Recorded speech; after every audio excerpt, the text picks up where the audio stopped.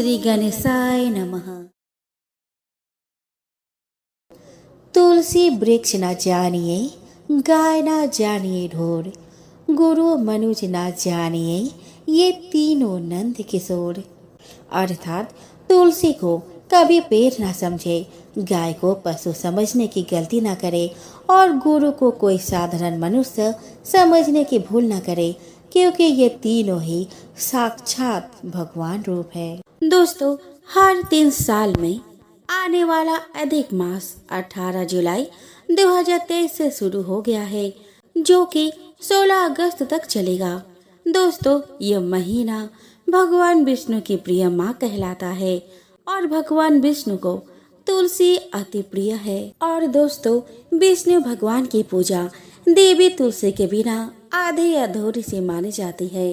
कहा जाता है कि बिना तुलसी के तो विष्णु जी भोग तक नहीं चखते हैं, क्योंकि वह सृष्टि के पालनहारी तुलसी के पौधे को इतना मानते जो है। तो दोस्तों, श्रावण मास के पावन बेला में मैं आपके लिए लेकर आ रही हूँ तुलसी माता की पवित्र कथा, जिसके श्रवण मात्र से आपकी हर मन चाही इच्छा तुलसी माता और विष्णु जी जरूर पूरी करेंगे। तो दोस्तों, प्रेम से बोलिए तुलसी माता की जय, विष्णु भगवान की जय। बहुत समय पहले की बात है, फसलपुर नाम का एक गांव था। उस गांव में ज्यादातर किसान ही रहते थे, जो खेती कर मेहनत से अपनी जिंदगी गुजारते थे।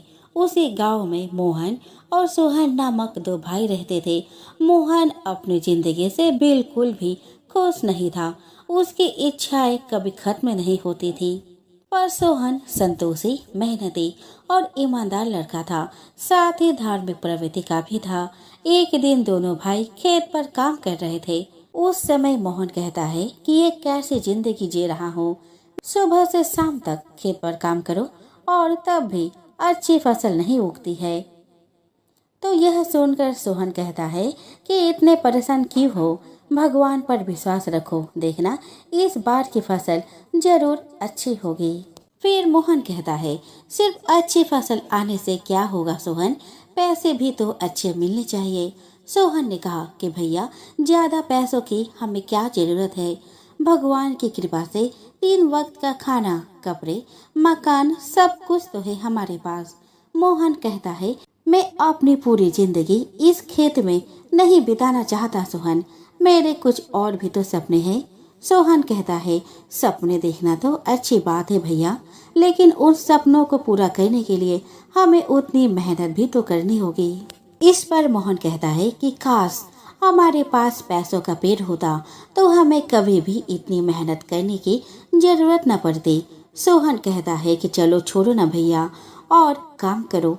काम करते करते दोपहर हो चुका था, सूरज सिर के ऊपर आ चुकी थी। अचानक सोहन का ध्यान एक पौधे पर पड़ी, जो कि काम करने के दौरान उनके पैरों से कुचला गया था। सोहन ने उस पौधे को उखाड़कर फेंकने ही वाला था कि उसने देखा कि यह तुलसी का पौधा है। आधा उसने इसे ना फेंककर अपने झोली में रख लिया। काम खत्म कर मोहन और सोहन अपने घर की ओर निकल जाते हैं। घर जाकर दोनों भाइयों ने मिलजुल कर खाना बनाया और खाना खाने के लिए बैठ गए। सहसा सोहन को याद आया कि उसके झोली में एक तुलसी का पौधा है, अतः वह उठकर आंगन के एक कोने में उसे लगा देता है और फिर खाने बैठ जाता है। मोहन बोलता है कि यह किसका पौधा है और इसे यहाँ पर क्यों लगाया।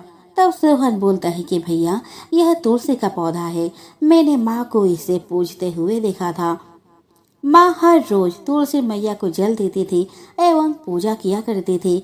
उस समय हमारे घर में कितनी खुशहाली थी, घर में कोई भी चीज की कोई कमी नहीं थी, हम कितने खुश थे ना भैया। काश माँ आज भी हमारे साथ रहती, उनकी मुझे बहुत याद आती है भैया। मोहन कहता है कि रो मत सोहन, माँ के गुजरे कितने साल हो गए, चलो खाना खाकर थोड़ा सा आराम कर लो, फिर खेत पर भी तो जाना होगा। दोनों भाई खाना खाकर आंगन में खटिया लगाकर आराम करते हैं। सोहन उस तुलसी के पौधे की ओर ध्यान कर अपने माँ के बारे में ही सोचता रहता और अचानक कब उसे नींद आ गई। वह सपने देखने लगता है। सपने में वह देखता है कि उस तुलसी के पौधे से एक देवी, जो कि देखने में उसके माँ के ही जैसी थी, चेहरे पर अजीब सा तेज था, मानो चेहरे से अमृत झलक रहा हो। वह आकर सोहन के सिरहाने बैठकर अपना सर सहला रही थी। सोहन को स्वर्ग सा अनुभूति हो रहा था। वह कुछ कह नहीं जा रहा था कि मोहन उसे उठा देता है। वह कहता है कि शाम हो गई, कब तक सोएगा, जल्दी उठ, खेत पर जाने में लेट हो गया है। सोहन बहुत ही अचंभित रह जाता है। वह इस सपने के बारे में अपने भैया को बताता है, पर भैया को पूजा पाठ और ईश्वरीय शक्ति पर बिल्कुल विश्वास न था। दोनों भाई खेत पर जाते हैं और कुछ देर बाद काम कर वापस फिर घर आ जाते हैं। सुबह सोहन उठकर नहा धोकर तुलसी मैया को जल चढ़ाता है और पूजा भी करता है और तुलसी मैया को भोग भी लगाता है। उसके बाद दोनों भाई खेत पर काम करने चले जाते हैं। यह सिलसिला चलता रहता है। एक रोज की बात है, दोपहर तक खेत में काम खत्म कर मोहन और सोहन अपने घर की ओर निकल रहे होते हैं। तो मोहन कहता है कि अच्छा सोहन, मैं कल जंगल के रास्ते जा रहा हूँ। सोहन कहता है कि क्यों भैया, आपका कुछ काम है क्या? मोहन बोलता है कि मैं जंगल से कुछ लकड़ी काटकर उन्हें बाजार में बेचने जा रहा हूँ। सोहन कहता है कि भैया, आपको ऐसा नहीं करना चाहिए। वो पेड़ जिसे आप काट कर पैसा कमाओगे, उस पेड़ से हमें और हमारे पर्यावरण को बहुत से फायदे होते हैं। यह पेड़ पौधे ईश्वर के देन है। मोहन कहता है कि क्या फायदा उन चीजों का जिनसे मुझे कोई फायदा ही ना हो। और वैसे तुम फिक्र ना करो, मैं सूखे पेड़ को ही काटूंगा। सोहन कहता है ठीक है भैया, जैसे आपकी मर्जी, लेकिन हाँ, शाम होने से पहले घर वापस जरूर आ जाना। मोहन पेड़ काटने जंगल चला जाता है। जंगल में वह बहुत समय तक सूखे पेड़ को ढूंढता रहता है, लेकिन उसे कोई भी सूखा पेड़ दिखाई नहीं देता। तभी उसका नजर एक साधु महाराज पर पड़ता है, जो सूखे पेड़ के नीचे ध्यान कर रहे होते हैं। मोहन पेड़ के नीचे बैठे साधु महाराज के पास जाता है। वह उन्हें प्रणाम करता है और कहता है कि आप इस सूखे पेड़ के नीचे क्यों बैठे हैं? आपको तो उस बड़े पेड़ के छांव में बैठना चाहिए। साधु बोलता है, जब मैं छोटा था तब ये पेड़ भी बहुत बड़ा था, फिर जैसे ही मेरी उम्र बढ़ती गई, यह पेड़ भी सूखता गया। आज इस पेड़ से मुझे कोई छांव नहीं मिलती, लेकिन ये आज भी मेरे लिए बहुत अनमोल है। तुम बताओ, तुम्हारा क्या काम है यहाँ? मोहन कहता है कि मैं इस पेड़ को काटने आया हूँ। साधु बोलते हैं कि तुम इस पेड़ को काट कर क्या करोगे? फिर मोहन बोलता है कि मैं इस पेड़ को बाजार में बेचकर कुछ पैसे कमाऊंगा। फिर साधु बोलते हैं कि पैसे? तुम इस अनमोल पेड़ की तुलना पैसे से करते हो? तुम एक किसान हो, तुम्हें पेड़ पौधे को जीवन देना चाहिए। मोहन बोलता है कि साधु महाराज, यह पेड़ अब पूरी तरह सूख चुका है, न इस पर कोई फल आएंगे और न ही इससे किसी को कोई छांव मिलेगी। फिर यह पेड़ अनमोल कैसे हुआ? तो साधु महाराज कहते हैं कि तुम्हारे भी बाल एक दिन सफेद हो जाएंगे और तुम भी सूखे और कमजोर हो जाओगे, तो क्या तुम्हें भी हम जान से मार दे? तब मोहन बोलता है कि साधु जी, आप यह फिजूल की बातें करके मेरा वक्त बर्बाद मत कीजिए। मैं इस पेड़ को काटे बिना यहाँ से नहीं जाऊंगा। मोहन साधु के बात नहीं मानता है, तो साधु बोलते हैं कि सुनो बच्चे, इस बात को याद रखना, इस पेड़ की जड़े से जुड़ी है जीवन। जो तुम तोड़ोगे इन्हें तो फिर टूट जाएगी सांस। फिर कैसा पैसा और क्या व्यापार, जब जीवन हो पूरा आसार। साधु की बातें न मानते हुए मोहन ने अपनी कुल्हाड़ी उठाई और उस सूखे पेड़ पर घाव करने लगा। जैसे जैसे वह उस पेड़ पर घाव करने लगा, वैसे वैसे उसका भाई बेहोश होने लगा। वह बेहोश होकर नीचे गिर गया। मोहन लकड़ी को लेकर बाजार चला गया और ढेर सारी धन लेकर घर आया। घर आकर वह सोहन को आवाज लगाता रहा, पर सोहन ना सुना। मोहन घर के अंदर जाकर देखता है कि उसका भाई नीचे गिरा पड़ा है, उसके सांस रुक चुकी है। अब वह रोने लगा, विलाप करने लगा। तभी उसे सहसा उस साधु की बात याद आई और वह दौड़कर साधु के पास गया। वह देखता है कि साधु महाराज उसी आधे कटे पेड़ के नीचे ध्यान मग्न बैठे हुए हैं। उसने साधु महाराज से माफी मांगी और कहा कि बाबा आप इस पैसों को ले लो पर मेरे भाई को वापस ठीक कर दो। साधु महाराज कहते हैं कि इसका इलाज तो मेरे पास नहीं है, मैं तुम्हारे लिए कुछ नहीं कर सकता। पर मोहन के बार बार कहने पर साधु महाराज कहते हैं कि इसका उपाय तो सिर्फ एक ही के पास है और वह है तुलसी मैया। साधु महाराज बोलते हैं कि तुलसी के पत्ते गंगा जल में डालकर उस पवित्र जल को अपने भाई को पिलाओ, वह ठीक हो जाएगा। मोहन पागलों सा घर आता है। उसने तुलसी मैया को प्रणाम किया और तुलसी के पत्ते को लेकर गंगा जल में डाला और उस पवित्र जल को अपने भाई को पिलाया। जल के स्पर्श होते ही मोहन जी उठा। मोहन खुशी से अपने भाई को गले लगा लेता है। सुबह दोनों भाई उस जंगल में जाते हैं और साधु महाराज को ढूंढते हैं। साधु महाराज उसी सूखे पेड़ के नीचे ध्यान मग्न अवस्था में बैठे रहते हैं। दोनों भाई हाथ जोड़कर उन्हें प्रणाम करते हैं। साधु महाराज उन्हें आशीर्वाद देते हैं और वहां से अंतर्ध्यान हो जाते हैं। मोहन को तब एहसास होता है कि जिस घर में तुलसी मैया का वास हो वहाँ कोई संकट आता भी है तो वह जल्द ही टल जाता है। उस साल तुलसी माता की कृपा से फसल भी बहुत ज्यादा हुआ और अच्छे कीमत पर बिकी। तुलसी माता की कृपा से उनके सारी कष्ट और गरीबी दूर हो गई। तो प्रेम से बोलो तुलसी मैया की जय। किसी गांव में एक ब्राह्मण और ब्राह्मणी रहते थे। वे बहुत ही उदार, दयावान और ईमानदार थे। ब्राह्मणी के 2 पुत्र थे लेकिन कोई पुत्री न थी। अतः ब्राह्मणी हर रोज अपने आंगन में लगी तुलसी माता को सींचती और प्रार्थना करती कि हे तुलसी माता, मुझे आप ही के जैसे एक पुत्री चाहिए। वह रोज तुलसी जी से यही प्रार्थना करती। कुछ दिनों बाद ब्राह्मणी गर्भवती हुई और उसने बहुत ही सुंदर पुत्री को जन्म दिया। पुत्री में तुलसी माता के सदृश ही गुण थे और वह तेजस्वी प्रतीत हो रही थी। ब्राह्मण बहुत ही गरीब था। पूजा पाठ के समय जो दान में मिलता उसी से ही उसका और उसके परिवार का गुजर बसर होता था। ब्राह्मण और ब्राह्मणी ने अपने बच्चे का नाम सुवर्णलेखा रखा। सुवर्णलेखा की एक बहुत ही अच्छे दोस्त थी जिसका नाम था चमेली। दोनों एक ही साथ घूमते, खेलते, नाचते और गाते। एक के बिना दूसरे का कोई काम न चलता था। सुवर्णलेखा को तुलसी माता से एक वरदान प्राप्त था कि कोई भी व्यक्ति अगर सच्चा मन से उस पर एक मटकी पानी डाले तो वह तुलसी के पौधे में बदल जाती एवं उसमें मोतियों का फूल लगते एवं जब दूसरे मटकी का पानी उस पर डाला जाता तो वह पुनः लड़के रूप में आ जाती। लेकिन यह बात स्वयं सुवर्णलेखा को पता नहीं था। एक रात खुद तुलसी माता ने उसे स्वप्न में आकर बताई। सुबह नींद से उठने के बाद उसने यह बात अपने सहेली को बताई। बात को सिद्ध करने के लिए एक दिन सुबह जब सब सो रहे थे तब सुवर्णलेखा ने अपने सहेली को बोली कि जाओ 2 मटकी पानी भर लाओ। एक मटकी पानी अभी मेरे ऊपर डालना और दूसरे मटके पानी पौधे बनने के बाद मेरे ऊपर डालना। सहेली ने ऐसा ही किया। पहले मटके के पानी डालते ही वह एक सुंदर शाखा प्रशाखा युक्त तुलसी के पेड़ में बदल गई और उसमें मोती के फूल उगने लगे। पौधा बने सुवर्णलेखा ने अपने सहेली से कहा कि मेरे ऊपर लगे मोती को तोड़ो लेकिन संभल कर तोड़ना ताकि मेरी टहनी ना टूट जाए। सहेली ने सारे मोती तोड़ लिए। उसके बाद सहेली ने दूसरे मटके के पानी उस पर डाली। वह तुलसी का पौधा दोबारा लड़की के रूप में आ गई। इन मोतियों से माला बनाकर वह बाजार में रोज बेच आती। उन पैसों को वे अपने माँ बाप को दे आती। माँ बाप के पैसे के बारे में पूछने पर सुवर्णलेखा ने सारी सच्चाई बता दी। तुलसी माता की जय हो।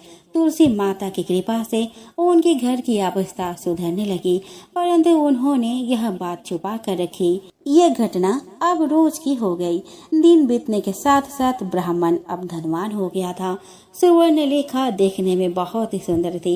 एक बार बाजार से आते वक्त उस राज्य के राजकुमार से उसका मुलाकात हुआ और देखते ही देखते दोनों में प्यार हो गया।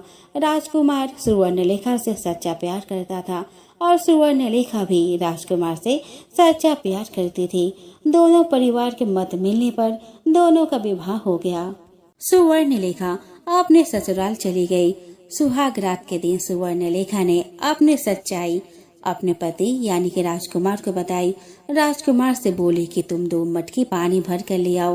राजकुमार 2 मटकी में पानी भर कर लेकर आए और 1 मटकी का पानी उस पर डाला। पानी डालने के साथ ही वह तुलसी के पौधे में बदल गई। उसमें मोतियों का ढेर लग गए। राजकुमार यह देखकर आश्चर्यचकित रह गया। फिर उसने दूसरे मटके की पानी डाली तो वह पुनः लड़की के रूप में आ गई। सुवर्णलेखा राजकुमार को बताती है कि यह सब तुलसी माता का दिया गया वरदान है और दोनों सो जाते हैं। सुबह जब राजकुमार का बहन अपने भैया के कक्ष में आती है तो वह आश्चर्यचकित रह जाती है क्योंकि पूरे कमरे में मोती बिखरे पड़े थे। उसने भाभी से पूछा कि भाभी क्या बात है। ननद के हट करने पर भाभी सब कुछ बता देती है। ननद बहुत चंचल थी। वह यह बात अपने दोस्तों को बता देती है। ननद अपने भाभी से बार बार मोती के पेड़ बनने को कहती है पर राजकुमार मना कर देता है। एक बार राजकुमार को राज्य से बाहर कोई काम से जाना पड़ा। ननद इसी समय का फायदा उठाकर भाभी के पास जाती है और मोती के पेड़ बनने के लिए हट करती है। भाभी के मना करने पर वह बोलती है कि भाभी सिर्फ एक बार ही, उसके बाद मैं आपको कभी भी नहीं कहूँगी। भाभी मान जाती है और वह कहती है कि यह आखिरी बार तुलसी का पौधा बनेगी। दूसरे दिन ननद भाभी को लेकर दूर के एक बगीचे में गई। 2 मटकी पानी भरा। उसने पहला मटके के पानी उस पर डाला। पानी डालते ही वह तुलसी का पौधा बन गई। तुलसी के पौधा बनते ही ननद अपने दोस्तों को, जो कि पेड़ों के पीछे छिपकर सब देख रहे थे, उनको पुकारती है। वे सभी बाहर निकल आते हैं। उसने अपने दोस्तों से कहा कि देख, मैंने बोला था ना कि मेरी भाभी मोती का पेड़ बनती है, अब विश्वास हुआ ना। पर ननद के दोस्त बहुत ही बदमाश थे। वो मोती को उसके टहनियों के साथ तोड़ने लगे। टहनियां को पकड़ पकड़ कर झूमने लगे, जिसके कारण तुलसी के कई डाल टूट गए। सभी दोस्त मोती तोड़कर वहां से भाग गए। ननद ने जैसे तैसे दूसरे मटके के पानी डाली और वहां से भाग गई। पानी ठीक से ना पड़ने के कारण वह पौधा आधे ही लड़की बन पाई थी। शाम हो गई। भाभी घर पर ना पहुंची। ननद से पूछने पर ननद ने बोल दिया कि मुझे नहीं पता, मैं तो आज दिन भर घर पर ही थी। चारों ओर सुवर्णलेखा को खोजा गया पर सुवर्णलेखा कहीं नहीं मिली।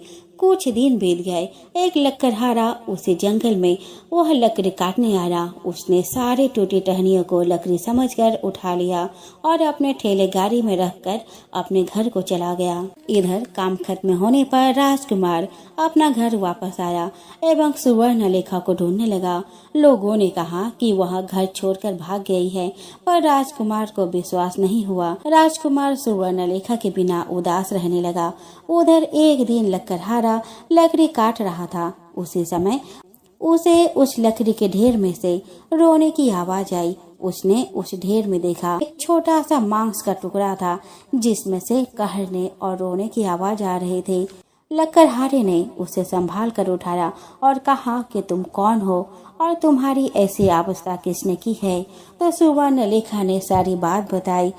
तब लकड़हारे ने उसे उस बगीचे में लेकर आया जहाँ से वह उसे उठा कर ले गया था, पर दुर्भाग्य से उस पौधे के बाकी हिस्से उसे नहीं मिले। अतः लकड़हारे ने सोचा कि उसे राजकुमार को ही सौंप देना अच्छा होगा। अतः उसने राजकुमार को खबर भिजवाई।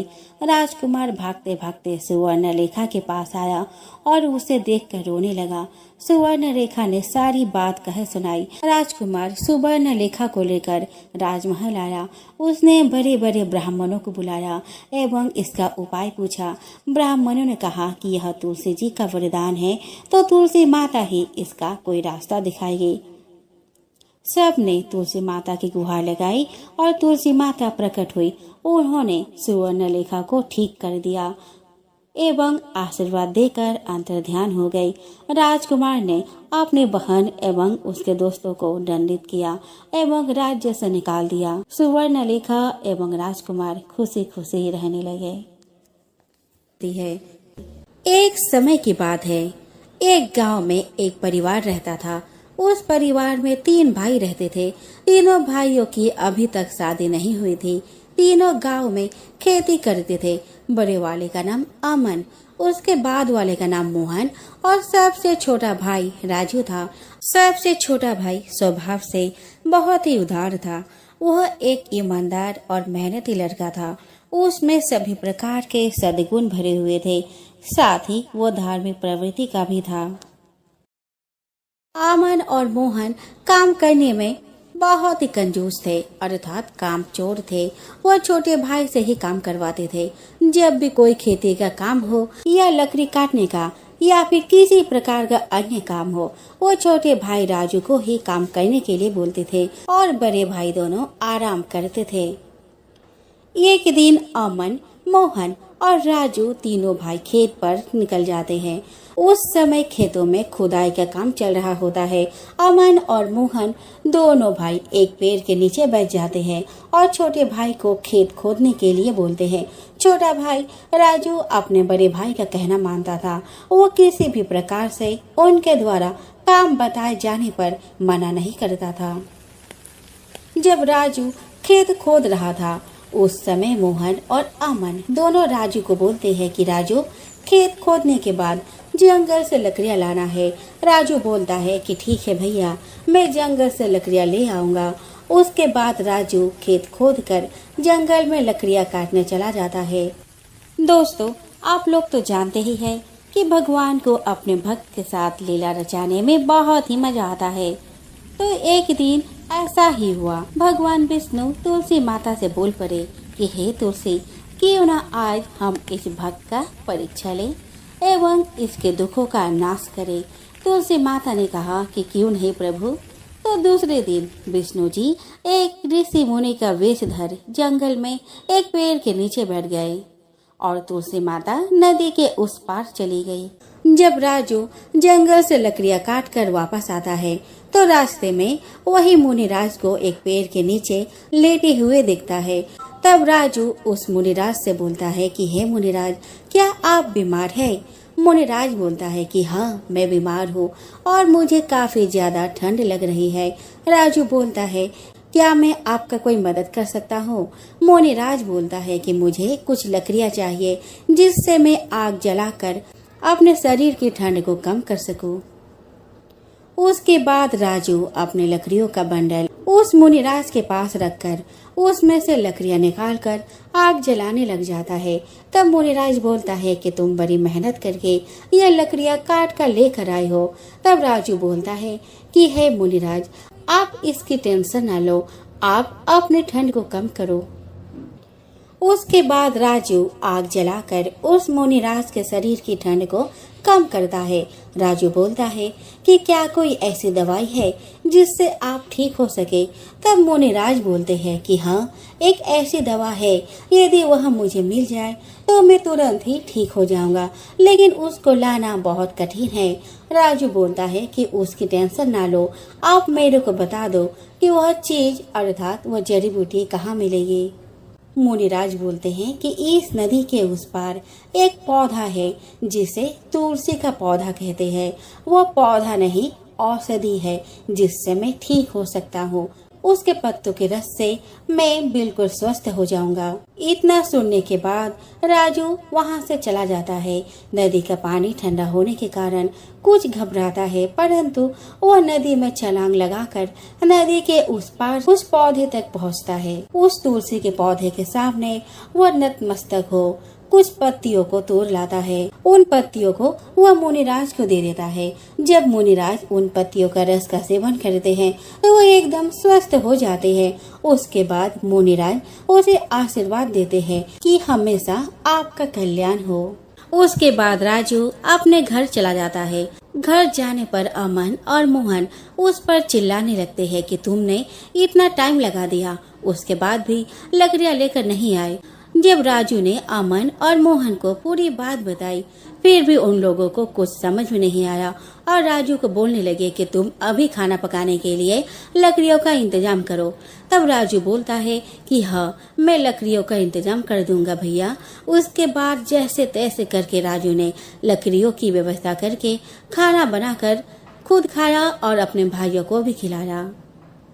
दूसरे दिन सूचना मिली कि राजा की राजकुमारी काफी बीमार है। यदि कोई व्यक्ति उसके जान बचाने में कामयाब होता है तो उसे आधा राज्य और उस राजकुमारी से उस युवक की शादी करा दी जाएगी।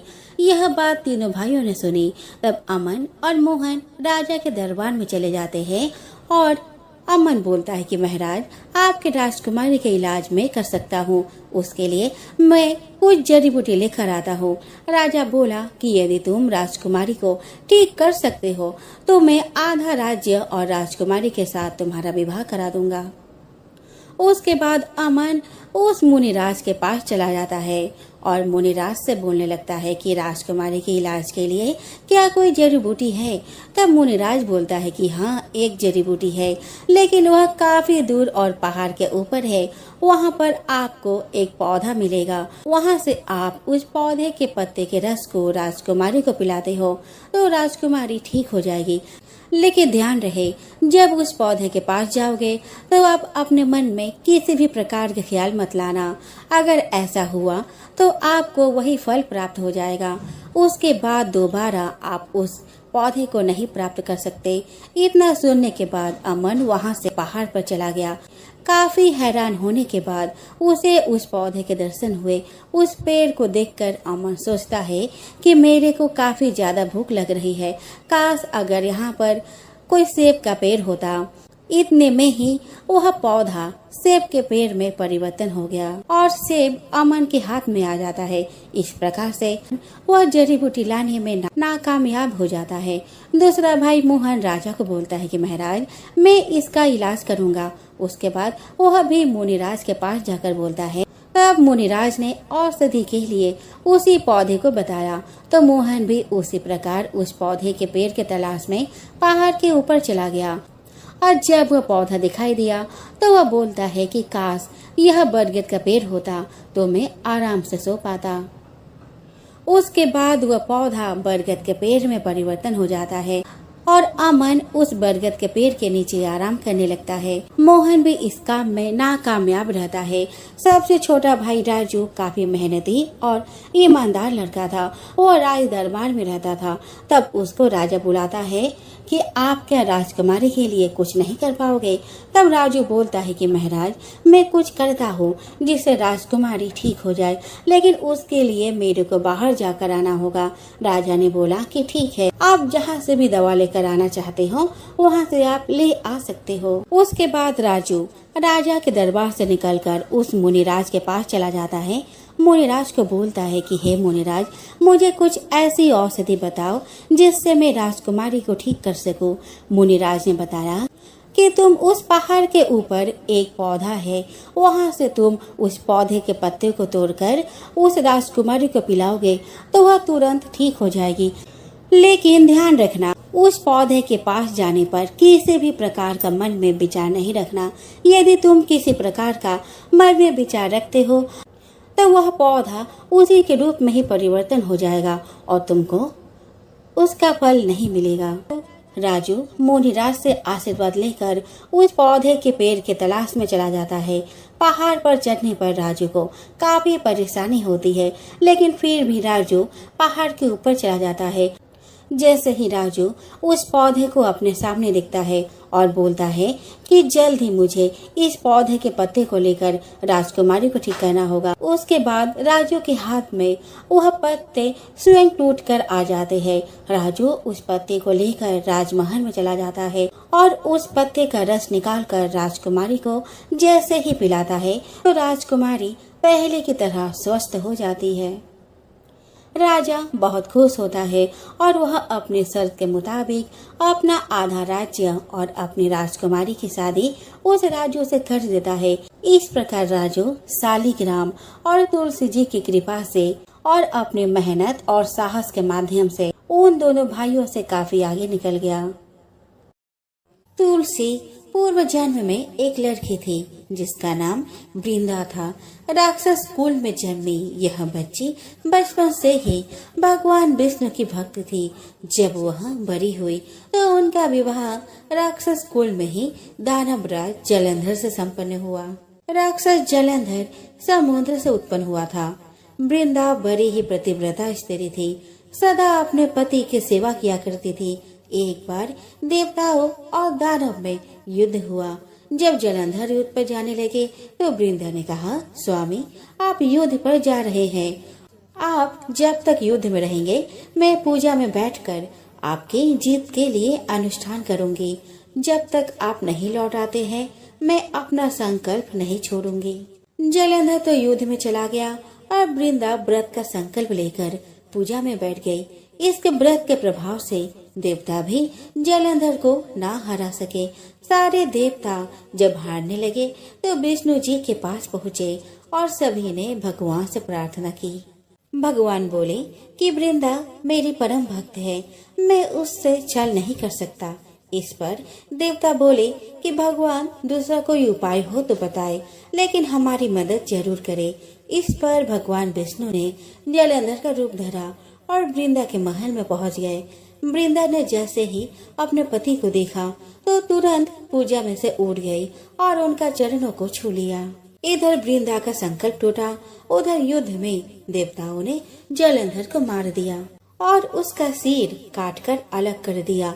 जलंधर का कटा हुआ सिर जब महल में आ गिरा तो वृंदा ने आश्चर्य से भगवान की ओर देखा, जिन्होंने जलंधर का रूप धर रखा था। इस पर भगवान विष्णु अपने रूप में आ गए पर कुछ बोल न सके। वृंदा ने कोपित होकर भगवान को श्राप दे दिया कि वे पत्थर के हो जाए। इसके चलते भगवान तुरंत पत्थर के हो गए। सभी देवताओं में हाहाकार मच गया। देवताओं की प्रार्थना के बाद वृंदा ने अपना श्राप वापस ले लिया। इसके बाद वे अपने पति का सिर लेकर सती हो गई। उनकी राख में से एक पौधा निकला। तब भगवान विष्णु जी ने उस पौधे का नाम तुलसी रखा और कहा कि मैं इस पत्थर रूप में ही रहूंगा, जिसे शालिग्राम के नाम से तुलसी जी के साथ ही पूजा जाएगा। इतना ही नहीं, उन्होंने कहा कि किसी भी शुभ कार्य में बिना तुलसी जी के भोग मैं स्वीकार नहीं करूंगा। तभी से ही तुलसी जी की पूजा होने लगी। एक नगर में एक गरीब ब्राह्मण अपनी पत्नी के साथ रहता था। वह भिक्षा मांगकर अपना जीवन गुजारता और भगवान की पूजा में लगा रहता था। वह उतनी ही भिक्षा मांगता जिससे उसके और उसके परिवार का पेट भर सके। उस नगर का राजा बहुत धनवान और ब्राह्मणों का आदर करने वाला था।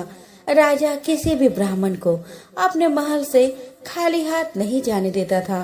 दूर दूर से ब्राह्मण राजा के पास आते और मुंह मांगा दान लेकर आशीर्वाद देते हुए चले जाते। एक दिन ब्राह्मण की पत्नी ने ब्राह्मण से कहा कि दूर दूर के ब्राह्मण राजा से मनचाहा दान लेकर चले जाते हैं और तुम यहाँ के यहाँ एक दिन भी राजा के पास नहीं गए। जन्म भर कंगाली कहाँ तक झेलूं? आज तुम जाओ और राजा से कुछ मांग कर लाओ। ब्राह्मण ने अपने पत्नी को समझाते हुए कहा कि तू तो बावरी है, हमें धन की क्या जरूरत, हमें इतना तो मिल जाता है जिससे हम अपना पेट भर सके, और राजा का धन अच्छा नहीं होता, वो हमें नहीं लेना चाहिए। ब्राह्मण की पत्नी जीत पर आ गई और बोली, मैं तुम्हारी एक भी बात नहीं सुनने वाली हूँ। कब तक हम कंगाली में जीते रहेंगे? तुम तो रोज माला लेकर बैठ जाते हो। अपने बच्चे को क्या खिलाए और क्या पहनाए? जब बच्चे दूसरे बच्चों को पहनते, ओढ़ते और खाते पीते दिखते हैं तो उनका मन भी ललचाता है। आज तुम राजा के पास जाओ, राजा बहुत भला व्यक्ति है, वो हमें जरूर मुंह मांगा दान देगा। मजबूर होकर ब्राह्मण राजा के महल की ओर चल दिया, पर राजा उस समय महल में नहीं था। ब्राह्मण को वापस लौटना पड़ा। दूसरे दिन ब्राह्मण की पत्नी ने ब्राह्मण को फिर से महल भेजा, परंतु राजा फिर महल में नहीं मिला। तीसरे दिन राजा महल में मिल गया और उसने ब्राह्मण का स्वागत किया और उसे आसन पर बैठाया और 2 दिन ना मिलने पाने के लिए क्षमा भी मांगी। राजा ने कहा, मैं आपकी क्या सेवा कर सकता हूँ? ब्राह्मण ने कहा, जो मैं मांगू वो आप दे सकेंगे? राजा ने कहा, हाँ हाँ कहिए, मैं आपकी क्या सेवा कर सकता हूँ? ब्राह्मण ने निवेदन किया कि महाराज, मैं कुछ और नहीं चाहता, बस आप मुझे अपने पसीने की कमाई से 4 पैसे दान में दे दीजिए। ब्राह्मण की बात सुनकर राजा चौंक गया और सोचने लगा, खजाने में बहुत सारा धन पड़ा है, पर मेरी मेहनत की एक कौड़ी भी नहीं है। राजा ने ब्राह्मण से कहा, आप मुझे एक दिन का समय दे, मैं कल आपको अपना मुंह मांगा दान दे दूंगा। ब्राह्मण को जब खाली हाथ देखा तो पत्नी बोली, क्या हुआ? राजा ने कुछ नहीं दिया। ब्राह्मण बोला, राजा ने कल देने के लिए कहा है। ब्राह्मण की पत्नी सोचने लगी, शायद इन्होंने बहुत सारा धन मांगा होगा और राजा को इसकी व्यवस्था करने में समय लग रहा होगा, इसीलिए कल बुलाया है। दूसरी ओर राजा ने अपने राजसी कपड़े बदलकर फटे पुराने कपड़े पहने और मजदूर जैसा वेश बना लिया।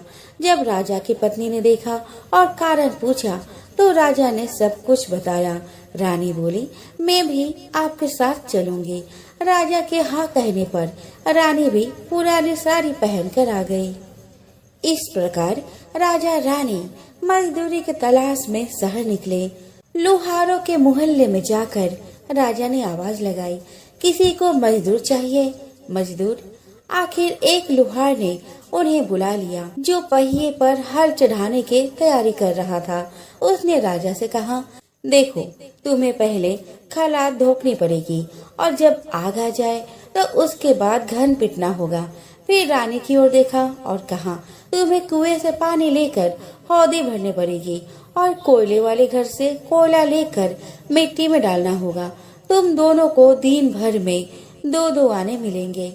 अगर काम पसंद हो तो बोलो, नहीं तो अपना रास्ता चलो। राजा रानी लोहार के बताए काम को करने लगे। राजा खला धोकने लगा, पर उससे काम ठीक से नहीं हो पा रहा था। लोहार नाराज होकर राजा को ठीक से काम करने के लिए कहता। राजा जैसे तैसे अपना काम करने लगा। रानी भी कुएं से पानी भरकर लाने लगी। रानी के हाथ में फफोले पड़ गए। किसी तरह बड़ी कठिनाइयों से उसने पानी का हौज भरा। उसके बाद रानी कोयला लाकर भट्टी में डालने लगी। कोयला भरने से रानी के गोरे हाथ और कपड़े काले हो गए। भट्टी में आग आने पर लोहार ने पात भट्टी में से निकालकर पहिए पर जमाई और एक घन अपने हाथ में लेकर और एक राजा के हाथ में देकर कहा, देखो, बारी बारी से घन इस पर पटकना, हाथ इधर उधर ना होने पाए। राजा जोर जोर से घन पटकने लगा, लेकिन उसका निशाना ठीक नहीं बैठता था। कभी घन हाल पर गिरता तो कभी पहिए पर।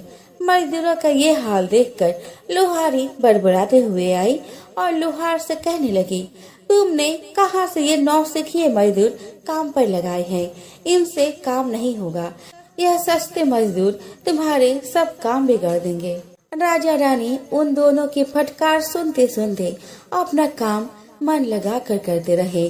घन पटकते पटकते राजा का शरीर पसीने से तर हो गया और जोर जोर से सांस चलने लगी। रानी भी पानी भरते भरते और कोयला झोंकते झोंकते थक कर चूर हो गई। दोनों ने पूरे दिन बहुत मेहनत किए। लोहार ने राजा रानी को 2-2 पैसे दिए, जिससे वो खुशी खुशी लेकर महल आ गए। आज उन्हें पता चला कि मेहनत की कमाई कैसी होती है। राजा ने 4 पैसे अलग रख दिए और अगले दिन ब्राह्मण को बुलाकर उसे दे दिया। ब्राह्मण राजा को आशीर्वाद देकर घर लौटा और ब्राह्मणी से कहा, लो, मैं राजा के यहाँ से दक्षिणा ले आया हूँ। ब्राह्मणी खुश होकर दौड़ती हुई आई, पर जब उसने 4 पैसे देखे तो वो ठिठक कर रह गई और उन्हें दूर फेंक दिया। वो जल भूनकर ब्राह्मण से बोली, तुम जैसे दरिद्र से राजा के यहाँ जाकर भी कुछ न मांगा गया, शर्म भी नहीं आती है, कहकर रूठ कर चली गई और बहुत देर तक बड़बड़ करती रही। ब्राह्मण ने उन 4 पैसों को उठाकर तुलसी घर के पास रख दिया और सोचा, जब ब्राह्मणी शांत हो जाएगी तो जरूरत पड़ने पर उसे उठा लेगी। परंतु कई दिनों तक पैसे वही रहे और फूल बेलपत्र ऊपर से गिरकर मिट्टी में दब गए। ब्राह्मण और ब्राह्मणी दोनों ही उन सिक्कों के बारे में भूल गए। कुछ दिनों बाद तुलसी घर में 4 पौधे उगे। चारों पौधे बहुत सुंदर थे। यह देखकर ब्राह्मणी रोज उनमें पानी डाल देती। 4 महीने बाद वह पौधे बड़े हो गए और उनमें फूल लगने लगे। फूल सूखने पर इनसे मोती झड़ने लगे। ब्राह्मण और ब्राह्मणी ने कभी मोती नहीं देखे थे। वे समझे कि कोई बीज है। हर रोज कई फूल झड़ते और बहुत मोती पूरे तुलसी घर में बिखर जाते। ब्राह्मणी उन मोतियों को समेट कर घर के कोने में डाल देती। इस तरह वहाँ मोतियों का ढेर लग गया। एक दिन एक सब्जी वाली आई। ब्राह्मणी को सब्जी लेनी थी पर उसके पास पैसे नहीं थे। उसने सब्जी वाली से कहा कि क्या तुम इन चमकदार बीजों के बदले सब्जी दे सकती हो। सब्जी वाली ने देखा तो वह पहचान गई कि ये तो मोती है। उसने खुशी खुशी ब्राह्मणी को उन मोतियों के बदले उसकी मनपसंद सब्जी दे देती। अब से हर रोज ऐसा होने लगा। ब्राह्मणी और सब्जी वाली दोनों खुश थे। सब्जी वाली यह सोचकर खुश थी कि मुझे 1 पैसे की तरकारी के बदले हजारों का माल मिलता है, और ब्राह्मणी यह सोचकर खुश थी कि इन चीजों के बदले सब्जी मिल जाती है। इस प्रकार कई महीने बीत गए। उधर राजा के महल में कई राजहंस थे जो मोती चुगते थे। राजा का यह नियम था, जब राजहंस मोती चुगते थे उसके बाद ही राजा और उसका परिवार भोजन करता था। एक समय बाद राजा का सारा धन उन मोतियों और दान देने में खर्च हो गया। अब राजा को मोती खरीदने के पैसे तक नहीं बचे। यह खबर पूरे नगर में फैल गई। ब्राह्मण और ब्राह्मणी को जब यह पता चला तो उन्होंने यही विचार किया कि राजा बहुत दानी और नेक दिल है। उसने अपना सब कुछ दान कर दिया, यहाँ तक कि शायद उनके पास खाने को भी कुछ नहीं है। ऐसे हालत में हमें उन लोगों की सहायता करनी चाहिए। ब्राह्मण ने ब्राह्मणी से कहा, अगर तू कहे तो इसमें से कुछ बीज राजा को दे दूं। तो कहती है इससे सब्जी और खाने की चीज मिल जाती है। ब्राह्मणी ने कहा कि हाँ, मैं रोज इसके बदले सौदा लिया करती हूँ। ऐसा कहकर ब्राह्मणी एक टोकरी बीज भर लाई और ब्राह्मण राजा के पास पहुँचा और उसे वह मोती दे दिए और राजा को सारी बात बताई। राजा उन मोतियों को देखकर चौंक गया। उसने मोती राजहंस को दिए। राजहंस उन्हें चुभने लगे। यह देख राजा ने ब्राह्मण से कहा कि एक एक मोती सैकड़ों रुपये का है। सच बताए, आपके पास इतने मोती कहाँ से आए? ब्राह्मण बोला, महाराज, ऐसे बीज तो हमारे घर में बहुत है। और राजा को पूरी बात बताई। राजा अपने मंत्रियों के साथ ब्राह्मण के घर पहुँचे और उन चारों पेड़ों को देखा। पूछताछ में उन सिक्कों वाली बात सामने आ गई। जब पेड़ों को देखा तो उनके जड़े के पास वही सिक्के चिपके हुए थे। आज ब्राह्मण ब्राह्मणी को मालूम हुआ कि उनके पास लाखों करोड़ों की दौलत है, जिसे वह साधारण बीज समझते थे। ब्राह्मण ने सोचा कि मेरे लिए यह धन किस काम का। ऐसा सोच ब्राह्मण ने सारे मोती राजा को दान में दे दिए। राजा की आंखें भी खुल गई। मेहनत की धन की कीमत उन्हें मालूम पड़ गई। उस दिन राजा ने प्रण कर लिया कि मैं खजाने के पैसों से एक भी पैसा अपने खर्च में नहीं लाऊंगा। अपना खर्चा मेहनत करके चलाऊंगा। खजाने और ब्राह्मण के दान से राजा ने जनता के हित में कई धर्म कर्म के काम शुरू कर दिए। है तुलसी माता, जैसे आपने उस राजा और ब्राह्मण को दिया वैसा सबको देना। तो बोलो तुलसी माता की जय। एक कन्या थी। जब वह थोड़ी बड़ी हुई और उसको समझ आने लगी, तब से वह तुलसी माता जी की पूजन करने लगी। उसके प्रतिदिन का नियम था कि तुलसी माता जी का पूजन करने के बाद ही खाना खाती थी। जब वह कन्या शादी के लायक हुई, तब उसके माता पिता ने उसकी शादी करवा दी। कन्या को उसके माता पिता ने दहेज में भी एक तुलसी का गमला दिया। ससुराल में वह प्रतिदिन सवेरे उठते ही पूजा करती, फिर उसके बाद ही खाना खाने बैठती थी। उसकी 2 जेठानियां थी। वे दोनों उसका मजाक उड़ाती थी। बड़ी नियम धर्म वाली बनती है। उन दोनों को उससे बहुत ईर्ष्या होती थी, इसीलिए वो दोनों तुलसी जी के गमला को छुपा देती। वह कन्या बड़ी मुश्किल से गमला ढूंढ कर लाती, अच्छे से पूजा करती और फिर खाना खाती। वह गमला ढूंढ कर ले आती। एक दिन तो उसके जेठानियों ने क्या करा कि गमला ही दूर फेंक दिया। कन्या ने खूब ढूंढा पर उसे गमला नहीं मिला। वह बहुत ही परेशान हो गई। उस दिन तो उसने खाना भी नहीं खाया। उसका नियम जो था, उस कन्या की सच्ची भक्ति देखकर तुलसी माता उससे बहुत प्रसन्न हो गई और उसके कमरे में तुलसी माता का गमला प्रकट हो गया। अगले दिन सुबह जब वह उठी तो क्या देखती है कि उसके खाट के चारों कोनों पर तुलसी माता का गमला आ गया है। वह देखकर वह तो बहुत प्रसन्न हो गई कि अब मेरी तुलसी माता को कोई चुरा नहीं सकेगा। पूजन करने के लिए भी कहीं और जाना नहीं पड़ेगा और कोई मेरी तुलसी माता को फेंक भी नहीं सकेगा। वह तो जल्दी से उठकर स्नान करती है और तुलसी माता की पूजन कर लेती है। जब वो खाना खाने बैठी तो उसकी जेठानियां मजाक करने लगी। लो, देवरानी का नियम धर्म पूरा हो गया।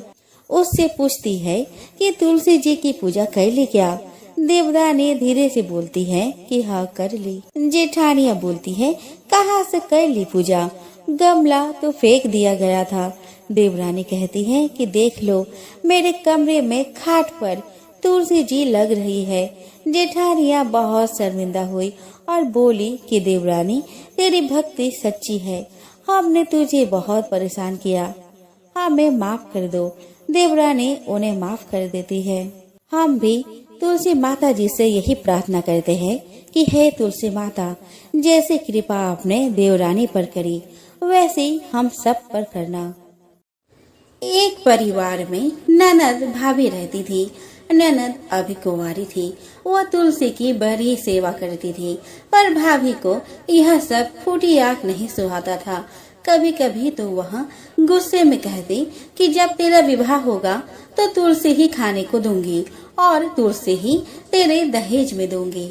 यथा समय जब ननद की शादी हुई तो उसकी भाभी ने बारातियों के सामने तुलसी का गमला फोड़कर रख दिया। भगवान की कृपा से वह गमला स्वादिष्ट व्यंजनों में बदल गया।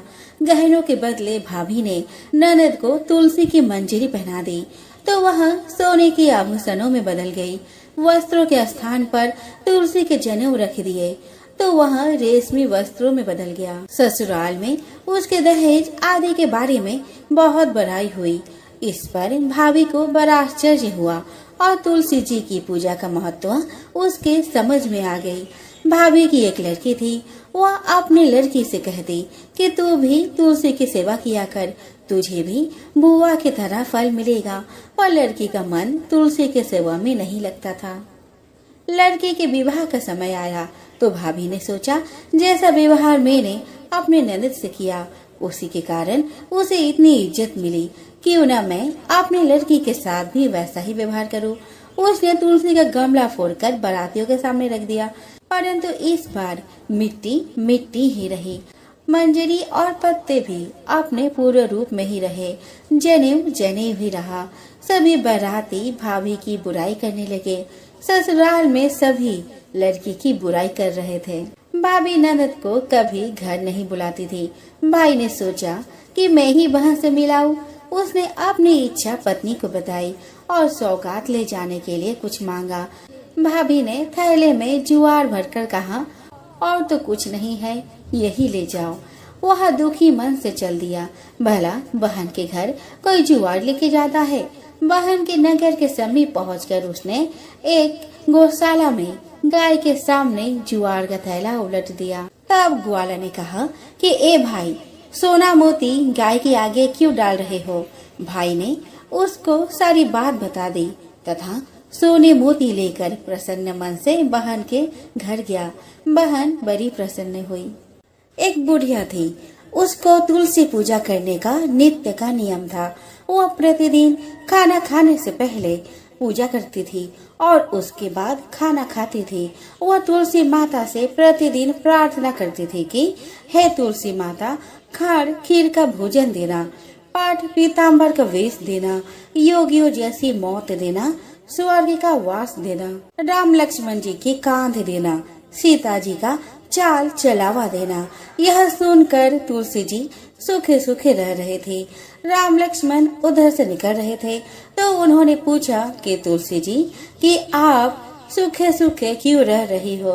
तो उन्होंने कहा कि एक बुढ़िया रोज मेरी पूजा करती है और वह मुझसे खाने का लड्डू मांगती है, खेलने को भाई मांगती है, खाड़ खीर का भोजन मांगती है, पाट पीताम्बर का वेश मांगती है, आपकी कांध मांगती है, सीता जी का चाल चलावा मांगती है, स्वर्ग का वास मांगती है, योगिनियों से मौत मांगती है। बाकी सब तो मैं दे दूंगी, पर आपकी कांध कहाँ से दूं और सीता जी का चाल चलावा कहाँ से दूं। तो राम जी और लक्ष्मण जी तुलसी जी से बोले, आप हरे भरे हो जाओ, सब हो जाएगा। कुछ दिनों बाद बुढ़िया मर गई। लोग इकट्ठे होने लगे और बुढ़िया को शमशान ले जाने के लिए तैयारी करने लगे। तो वह इतनी भारी हो गई कि उसको लोग उठा नहीं पाए, उसको हिला भी नहीं पा रहे थे।